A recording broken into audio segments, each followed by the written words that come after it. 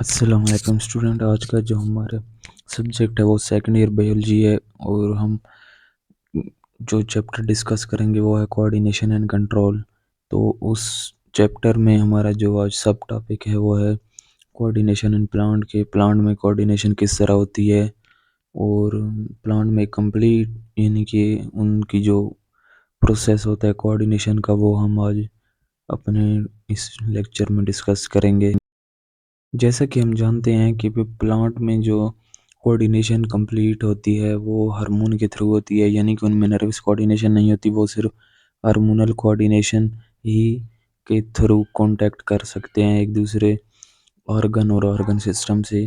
तो हम देखेंगे कि प्लांट अपना जो एक स्टिमुलस होता है तो उस हवाले से वो अपना रिस्पॉन्स किस तरह शो करते हैं, यानी कि वो एक स्टिमुलस की वजह से अपना हार्मोनल रिस्पॉन्स किस तरह शो करते हैं। तो plant response to the stimulus सबसे पहले भाई किस तरह वो रिस्पॉन्स करते हैं स्टिमुलस के through by regulating the growth hormone, यानी कि अपनी जो ग्रोथ हार्मोन है उनको रेगुलेट करके controlling their body function through hormone, यानी कि अपने बॉडी फंक्शन को इन्हीं हार्मोन के थ्रू वो कंट्रोल करते हैं। प्लांट्स मूवमेंट के हवाले से आगे हम देखेंगे कि many plants do not show locomotion, कि बहुत से प्लांट लोकोमोशन शो नहीं करते। लोकोमोशन क्या होती है? Locomotion is the motion of an organism as a whole, कि एक कंप्लीट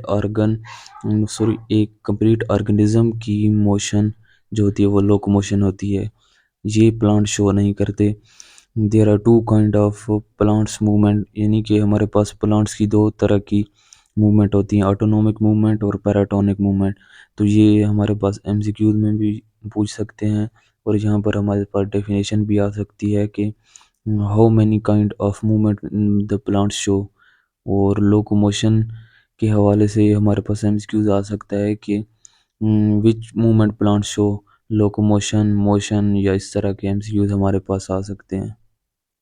नेक्स्ट हमारे पास है कि अगर इन्वायरमेंट के थ्रू प्लांट पर स्ट्रेस आ जाए तो फिर प्लांट किस तरह अपना रिस्पॉन्स शो करते हैं, तो वो हम देखेंगे इस स्लाइड में। तो सबसे पहले कि ऑल प्लांट्स नीड वाटर, के तमाम पौधों को पानी, light, carbon dioxide and variety of nutrient, और ये यानी कि तमाम न्यूट्रिएंट की ज़रूरत होती है। किसके लिए? For their environmental, for optimal development and growth, कि उन्हें अपनी नशोनुमा के लिए और ग्रोथ के लिए, बढ़ोतरी के लिए ये सब चीज़ें ज़रूरी होती हैं। द शॉर्ट सप्लाई और absence of these factor produce stress on plant, अगर ये चीज़ें नापैद हो जाएं या इनकी कमी हो जाए तो ये प्लांट पर स्ट्रेस, दबाव, इनका इनकी वजह से प्लांट पर दबाव होता है। एग्जांपल के तौर पर हम देखते हैं कि एब्सेंस ऑफ लाइट, अगर यानी कि लाइट ना हो, लाइट की गैर मौजूदगी में क्या हो सकता है, ये मीन्स कि सनलाइट की गैर मौजूदगी में प्लांट पर क्या असर पड़ेगा। तो ये यानी कि इन्वायरमेंट के थ्रू प्लांट तक ये पहुंचती है, तो ये इन्वायरमेंटल स्ट्रेस की एक ही एग्जांपल है। तो इसकी वजह से एटुलेशन हो जाती है।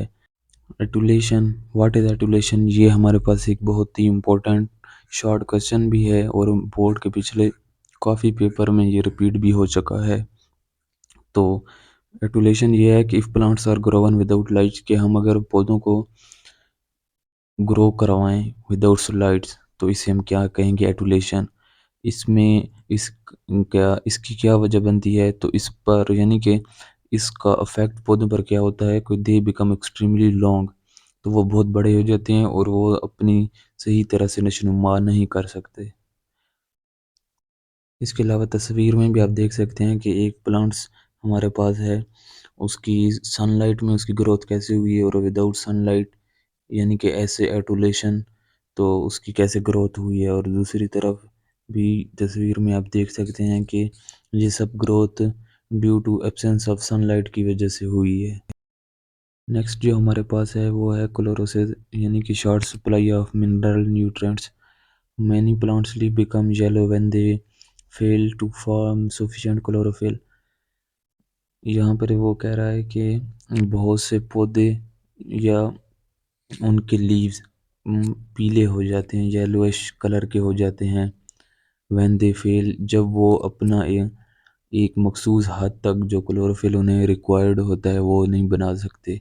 इन्हीं क्लोरोफिल ही की वजह से जो पत्ते होते हैं उनका जो कलर होता है पौधों का या पत्तों का जो भी कलर होता है, तो इसी क्लोरोफिल ही की वजह से वो ग्रीन दिखाई देते हैं। जब यही सफिशिएंट क्लोरोफिल की प्रोडक्शन ही नहीं होगी तो वो ग्रीन के बजाय येलोइश कलर शो करेंगे। This condition is known as chlorosis.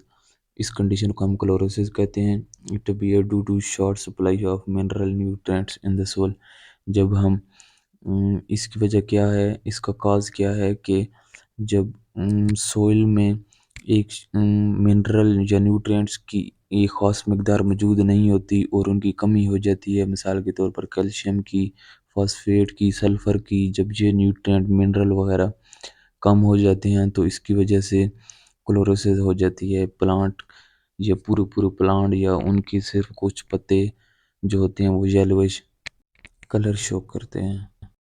Next हमारे पास है कि absence of carbon dioxide.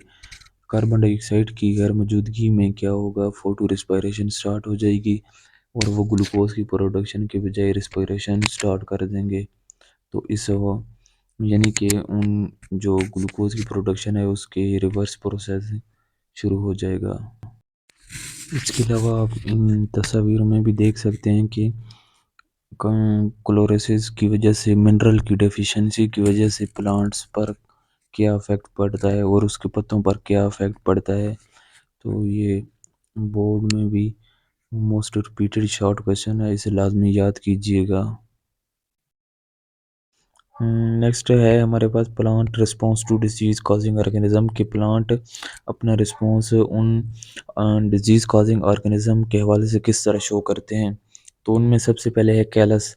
Callus क्या है कि जब हम दरख्त पर कुछ लकड़ी या कुल्हाड़ी से ज़र्ब लगाते हैं तो वो ज़ख्मी हो जाता है, तो उस हवाले से जो एक बाद में जो प्लांट अपनी यानी कि रीजनरेट करता है खुद को, तो उस हवाले से जो मैस या उसका जो स्ट्रक्चर बनता है तो उसे हम कैलस कहते हैं। इफ़ प्लांट्स आर वाउंडेड, जब प्लांट जख्मी होते हैं, दे डेवलप ए कैलस, तो वो एक कैलस डेवलप करते हैं। A callus is a mass of amorphous material. के कैलस जो है एमॉर्फस मटेरियल का एक मैस होता है, यानी कि इसकी कोई प्रॉपर अरेंजमेंट नहीं होती इनमें सेल की विद और इस हवाले से वो अरेंज नहीं होती सेल की, यानी कि अमॉर्फस होते हैं। उनकी एक डेफिनेट अरेंजमेंट या शेप कह सकते हैं हम, उनका कुछ स्ट्रक्चर, डेफिनेट स्ट्रक्चर नहीं होता, इस हवाले से हम इसे कहते हैं कि ये अमॉर्फस मटेरियल होता है। With very poorly differentiation. के पुअरली डिफरेंशिएशन का क्या मतलब है कि ये जो अमॉर्फस मटेरियल, ये जो मैस होता है कैलस, ये ना तो कोई आगे अपनी ब्रांच या लीव्स या कुछ एक नया पौधा बनाने के लिए इसके पास कुछ भी नहीं होता। ये पुअरली डिफरेंशिएट होता है, इस हवाले से वो अपनी आगे जो है ग्रोथ कंटिन्यू नहीं कर सकता। नेक्स्ट हमारे पास है गर्ल्स। गर्ल्स क्या होती है, these are growth on plant. की ये प्लांट पर वो ग्रोथ है या प्लांट की वो ग्रोथ है that are induced by parasite, जो पैरासाइट की वजह से प्लांट पर खुद ब खुद ही आ जाती है। तो हम इसके हवाले से इनकी तस्वीर भी देखेंगे और मज़ीद जो हमारे कंसेप्ट हैं उसको हम क्लियर करेंगे। आप इन दोनों तस्वीर में देख सकते हैं कि ये प्लांट किसी वजह से पहले बाउंड हो गए थे, तो फिर प्लांट ने रीजनरेशन स्टार्ट की और अपना एक अमॉर्फस मैस के तौर पर, अमॉर्फस मटेरियल के तौर पर एक कैलस डेवलप कर ली। तो ये पुअरली डिफरेंशिएट है, यानी कि यहाँ पर अब कोई भी ग्रोथ नहीं हो सकती, ना यहाँ पर कोई स्टेम ग्रोथ करेगा, ना लीव्स आएंगे और ना ही कोई एक अलहदा ब्रांच यहाँ से अराइज हो सकती है। ये पुअरली डिफरेंशिएट है। नेक्स्ट आप देख सकते हैं ये जो ग्रोथ पर लीव्स पर आई है, तो ये किस वजह से इंड्यूस हुई है लीव्स पर, ये पैरासाइट ने अटैक किया है, तो इसे हम गर्ल्स कहते हैं। यानी कि जब एक पैरासाइट अटैक करता है तो इस तरह के ग्रोथ लीव्स पर देखने को मिलती है। नेक्स्ट हमारे पास है प्लांट्स कैंकर। प्लांट्स कैंकर क्या होता है कि if plants are wounded by fungi they develop canker, कि अगर प्लांट्स पर फंजाई अटैक कर दे तो इसे हम प्लांट्स कैंकर कहते हैं। तो ये भी एक ही तरह का हमारे पास कैलस ही होता है, यानी कि वही अमॉर्फस स्ट्रक्चर होता है, हमारे पास पुअरली डिफरेंशिएट होता है। लेकिन जब इसी कैलस पर हमारे पास फंजाई अटैक कर दे तो इसे हम क्या कहेंगे, प्लांट्स कैंकर। तो ये भी पुअरली डिफरेंशिएट होता है और ये आगे ग्रोथ ये भी नहीं कर सकता। नेक्स्ट हमारे पास है प्लांट्स ट्यूमर। तो इसे हम पौधों की रसौली भी कह सकते हैं, क्योंकि ये भी एक ही की तरह की लेस डिफरेंशिएट स्ट्रक्चर होता है और एक लेस डिफरेंशिएट हमारे पास गॉल्जी जो बनता है। तो वही ये प्लांट्स ट्यूमर भी उन्हीं के ज़िम्मे में आ जाता है। हाईली ऑर्गेनाइज्ड ग्रोथ गॉल्स और ट्यूमर इंड्यूस्ड बाय बैक्टीरिया। तो ये क्या करते हैं कि हाईली ऑर्गेनाइज्ड ग्रोथ गॉल्स और ट्यूमर, कि ये बेसिकली जो हाईली ग्रोथ गॉल्स होते हैं वो ट्यूमर डेवलप कर देते हैं। ट्यूमर किस तरह डेवलप करते हैं, ये किस के थ्रू इंड्यूस होते हैं, बाय बैक्टीरिया। तो यहाँ से आपको एमसीक्यूज भी आ सकता है कि ट्यूमर किससे इंड्यूस हो सकते हैं, बैक्टीरिया के थ्रू।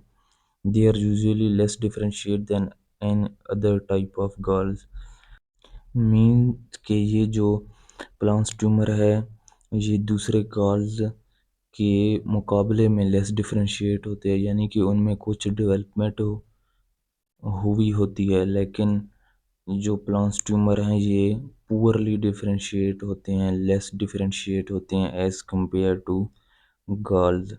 नोट्स में हमें कह रहा है कि प्लांट्स ट्यूमर और कैंकर पूरे प्लांट्स में सेपरेट हो सकते हैं, और ये क्योंकि अमार्फस में ऐसे होते हैं इनकी कोई डेफिनेट अरेंजमेंट नहीं होती, तो इस हवाले से ये दूसरे जो डिफरेंशिएट टिश्यू होते हैं उन पर अटैक कर सकते हैं और उनको भी अफेक्टेड कर सकते हैं। इसके अलावा प्लांट्स कैंकर को तस्वीर में भी देख सकते हैं कि जब कॉर्टिकल टिश्यू पर नेक्रोसिस होती है, यानी कि अनकंट्रोलेबल सेल डिवीजन होती है, तो किस तरह उनके कैलस टिश्यू की जो लेयर होती है वो डैमेज हो जाती है। इसके अलावा यहाँ पर आप प्लांट्स ट्यूमर की तस्वीर भी देख सकते हैं।